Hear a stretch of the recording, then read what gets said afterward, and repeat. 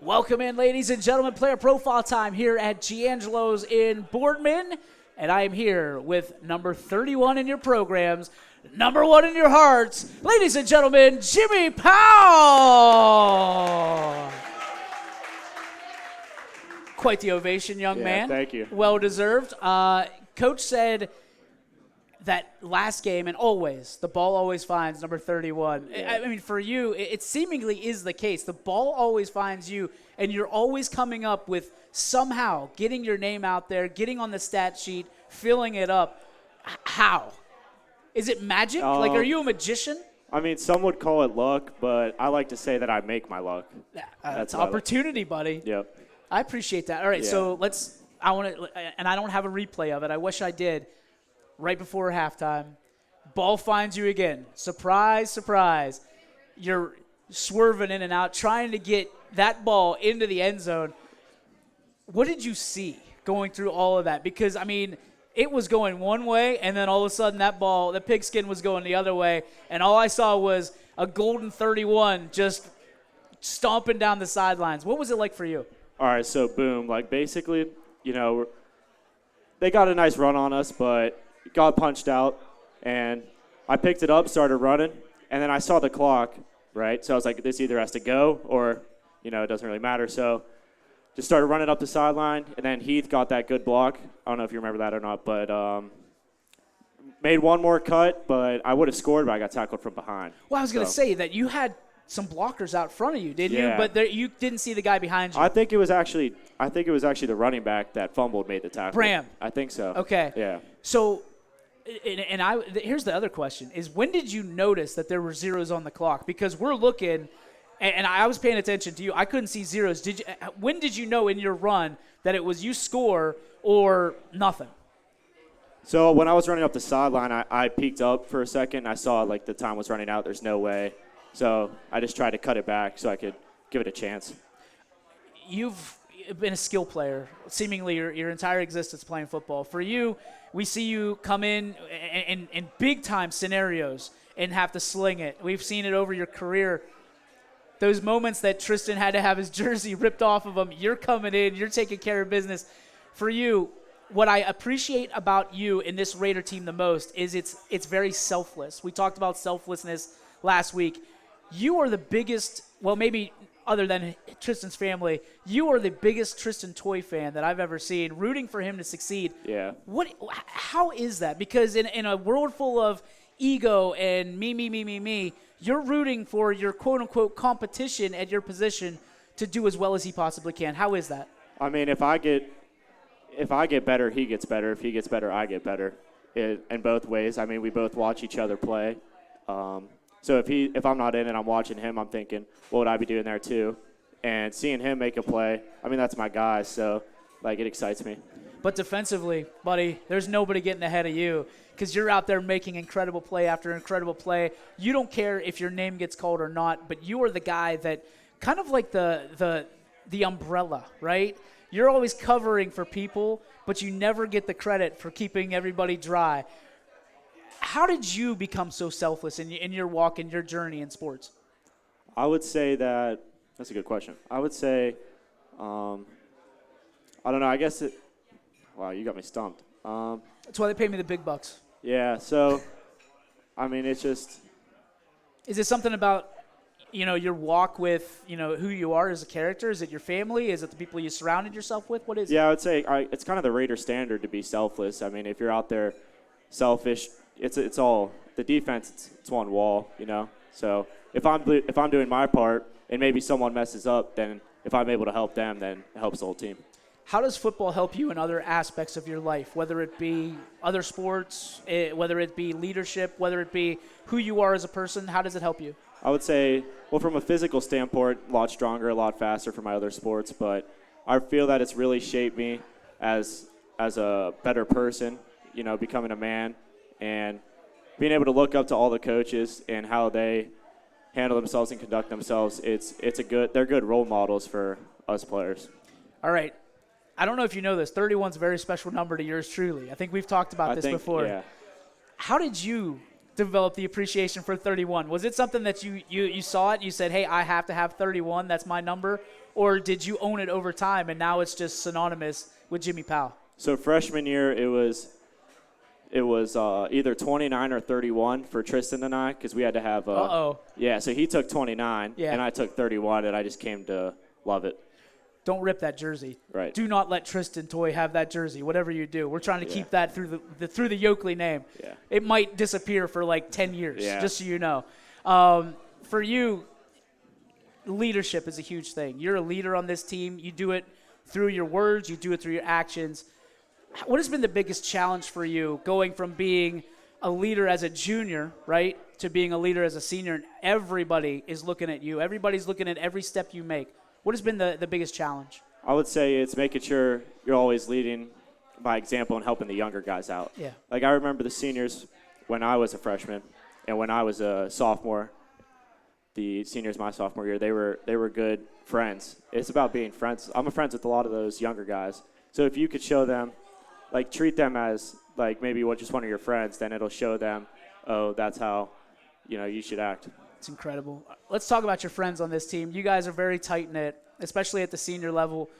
Why is that? What makes this group so very close? Is it what you guys have been through? It's what you're going through? Or is it potentially what you're about to go through together? Yeah, I think it's all of that combined. Just playing together for 4 years. I mean, even since 8th grade, middle school, we've all everyone has their own group of friends, but when we all come together, we're super strong.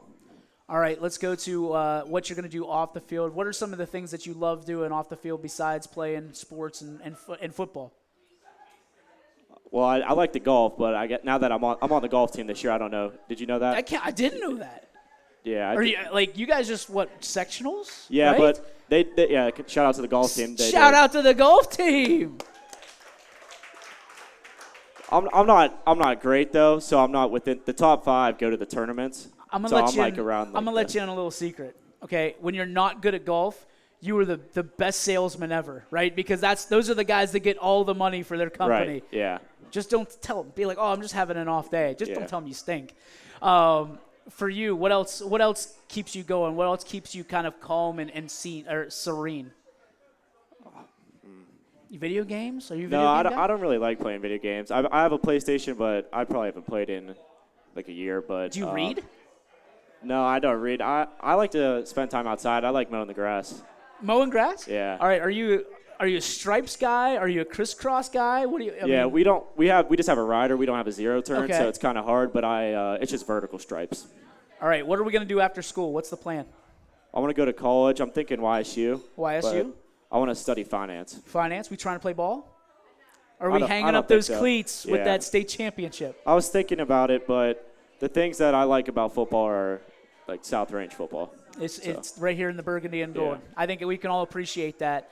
So you want to be in finance. Ultimately, I think we've talked about this before. What do you want the adult gig to be for you? What's the grand plan in all of this? I mean, one day, have a family. All that. I like that. I like having family. And I do want another goal of mine is I want a yacht at some point. You want a yacht? Yeah.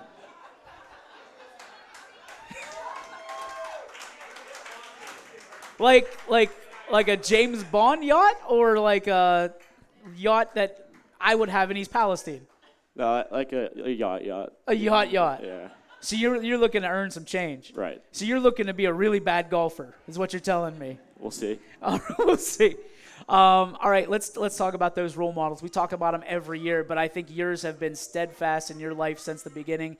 Who are your role models, the people that have influenced you the most? Easily both of my parents. My mom, super loving and caring. They're both hard workers, and my dad, I don't think I have a single memory of my dad ever being mean to somebody. He showed me how to be a good man and how to treat others with respect. Who are you most like? Who's your character most like, mom or dad? I would say I get it from both. You know where you're going to make your money is being a politician. And that's where you're going to make your money. This is incredible. All right, so let's do some fun questions for you because I know that you've been on YSN before. You've worn this headset. It is not new to you. If you could broadcast one sporting event or one event in general, what would it be and why?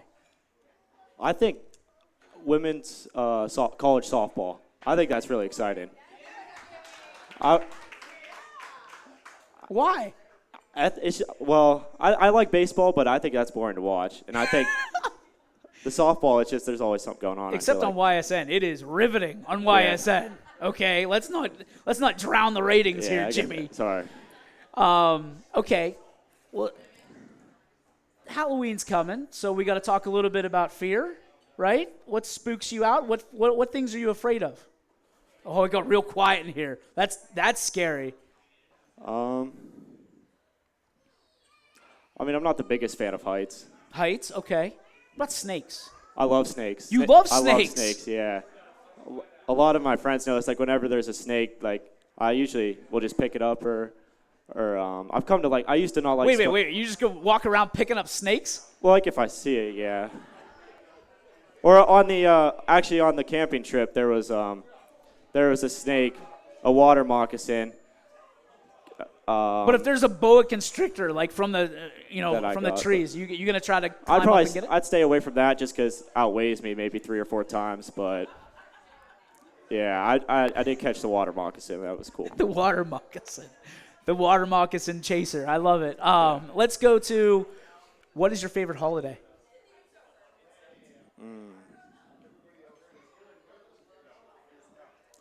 Christmas or New Year's Eve. I like New Year's Eve too. I'm not going to ask about New Year's Eve. I'm going to ask about Christmas. For Christmas, what is the best gift you've ever given? Oh, no, let's start there. What's the best gift that you've ever given somebody? To you, not to them. Because they might, you know how it goes. You might think it's great. They might think it stinks. I don't remember if this was for Christmas or if it was for my mom's birthday. But I made this whale in ceramics class. I was pretty proud of that. Whale? And I think that she appreciated it. It was like a bowl and a whale. I appreciate that. I appreciate the whale. Jimmy the whale. All right, so let's go to, are you superstitious? No, but I would say I do have some things that I must do every game day. Okay, let's go through it. So I'm usually one of the last ones in the locker room on game day just because I don't like to sit in there for a while. But when I get there, I lay out my helmet, my pads, my jersey, my pants, girdle, socks, cleats. I lay that all out like in an it would order. I lay it like it would be on the ground. Oh, okay. So you model it on the ground. Okay. And then put that all in my travel bag, and then I usually listen to the same song every time. Which is? In the Air Tonight by Phil Collins. Phil Collins? Yeah. That's my favorite game day song. That's a good one. What's the worst game day song that you've ever heard someone play in the locker room? Maybe Mo Bamba. Have you ever heard that song? Uh-uh. It's like a rap song. I figured somebody was playing Celine Dion or something just to try to mix it up a little bit. Usually that's Coach Rock. Little My Heart Will Go On. All right, last question for you. If you were able to do anything in the world and make $1 million doing it, what would it be and why? Not naked and afraid. No more naked and afraid. $1 million to do anything.